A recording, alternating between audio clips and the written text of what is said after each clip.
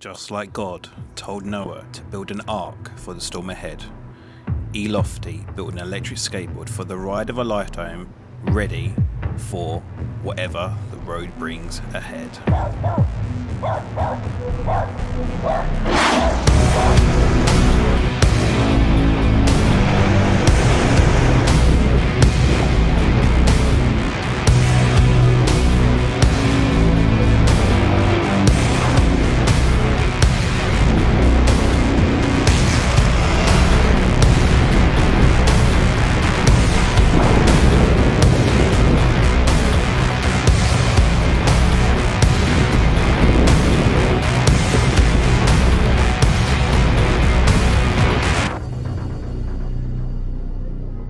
Now, I've been e-skating for about 8 years at this point, and Lofty has kind of been in the shadows as an e-skate company. And now they're finally releasing the first AT board.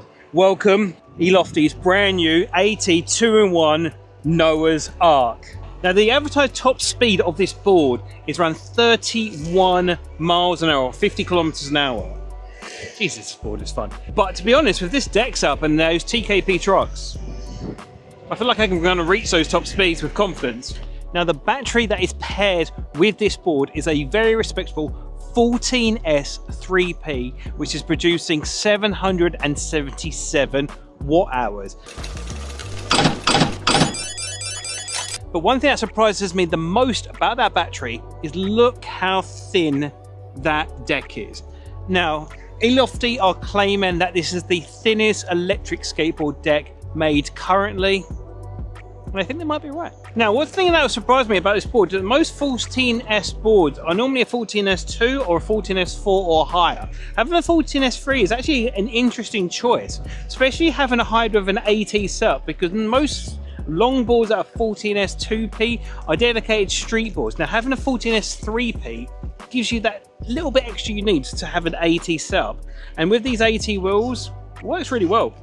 Now, with the AT setup that I'm riding today, it's saying with the Noah Pro Edition, which is this one, it's getting an advertised range around 40 kilometers in range. Now, from my testing with the heavier over 100 kg rider, riding in the S Plus mode only, I was getting more around the 23 to 24 mile range from what I was riding, and for an AT setup with a 14S 3P, it's a very solid, respectable and lightweight option.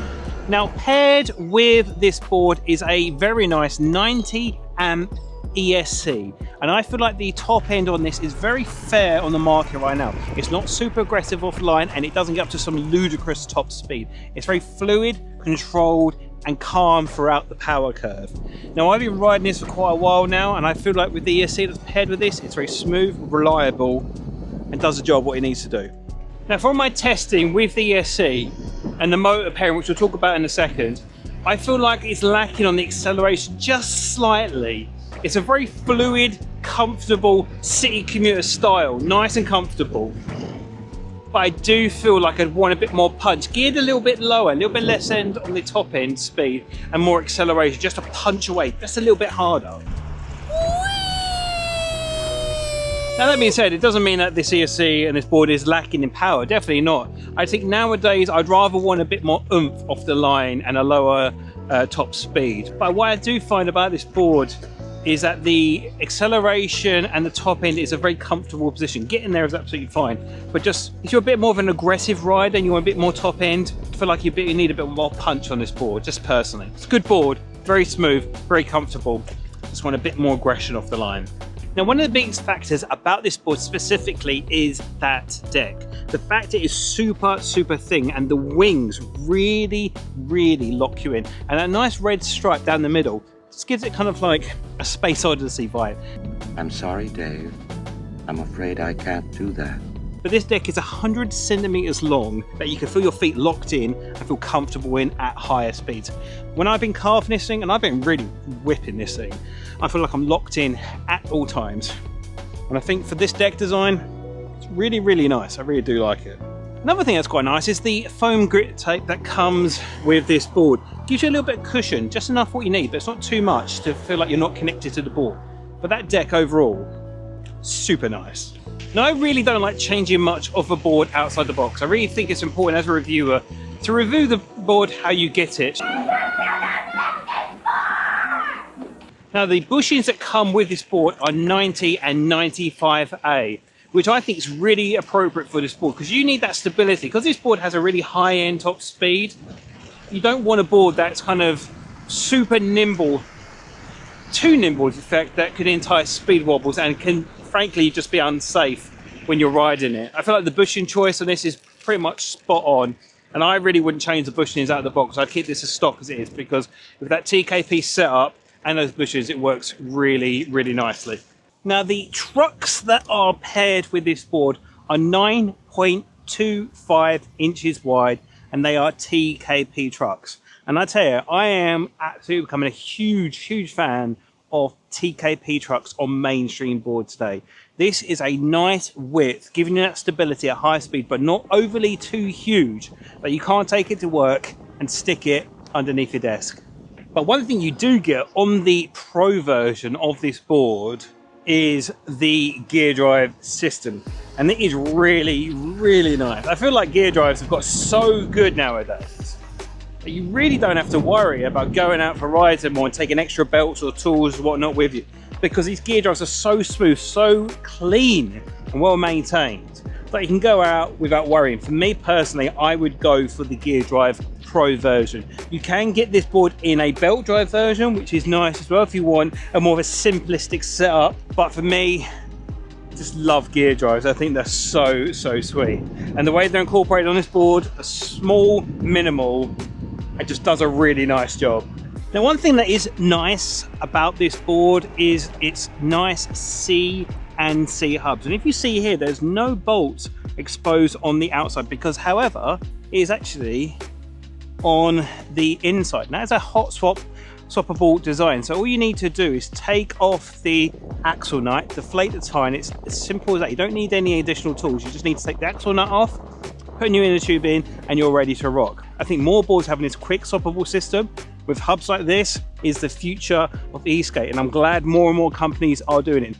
Now, the motors that are paired with this board are twin 63/74 motors at a kV rating of 150 kVs, which are producing twin 2,100 watts each.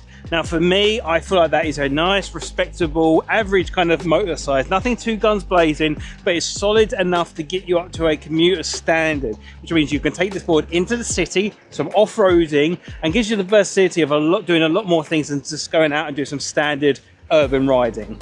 Now, the charger that comes in the box for this board will charge this board from dead in about 3 to 4 hours, which is a very average charge time. It'd be nice if that number was reduced ever so slightly to get to that 3-hour mark. That would be a really, really nice number. Now, the AT setup I'm using now has the wheel size is 155mm for the AT version, but you can get 115mm rubber wheel version with this board. Now, for me, I'm not really interested in a rubber wheel configuration. I feel like we're very much past that. Now, one of the biggest features about this board for me isn't even about the board itself. It's actually to do with the remote. Now, this remote is absolutely gorgeous, and I'm so excited that more and more companies are going to have new, bespoke, very clear, sexy remotes. And what I like about this one is the sheer size of that screen. Look how huge that is. And what I like as well, this little notch here, just this little notch here for my middle finger, really gives me the grip and control of my board at all times. And it's a thumb wheel design, and I feel like the grip on this remote is actually really, really nice. I don't feel like I have to look around to figure out where the texture is. It's exactly where I want it to be. And what I like about it is it's very much hidden. And the ergonomics on this is probably one of the best I've seen in a really long time.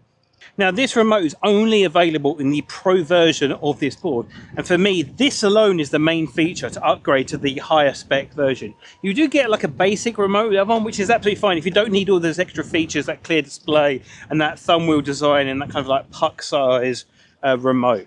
But if you really want the next level of an e-skate remote with the ergonomics, control, and the comfort of this remote is just out of the park. It's such a nice remote. And for me, this is the biggest feature about this board. This remote alone justifies getting this board. Now, all that being said, how much does this board cost? Now, this board costs £1,015.80, or in the States, $1,349. And for me, does this justify the price point of this board? I'm going to say yes, and it's just on that line. And the reason why is just because of the extra features you get from this board straight away. The CNC hubs, that absolutely lovely, minimal, thin, clear deck. And this is a 2-in-1 board for that price as well. Yes, it hasn't got the biggest battery ever, but I think the 14S3P with those Samsung cells makes all the difference to give you the range you need out of a super thin commuter board, which has that 2-in-1 feature to have it as a street board or an AT board. And you can really go to many places with this board for urban commutes, off-road trail riding, and it just does a little bit of everything, so it has you covered. As a first board, very, very good. Definitely recommend this one.